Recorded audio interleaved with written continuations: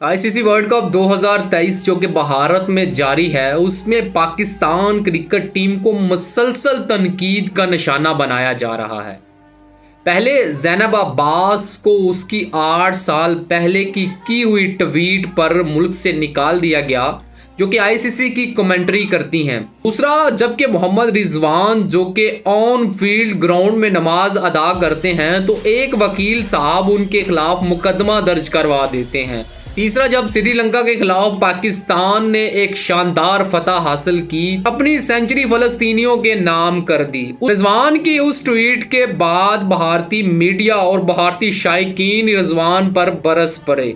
अगर आपने world cup Bharat को ही जितवाना है तो आप इस टूर्नामेंट को अभी से खत्म कर दें और ट्रॉफी भारत के हवाले कर दें।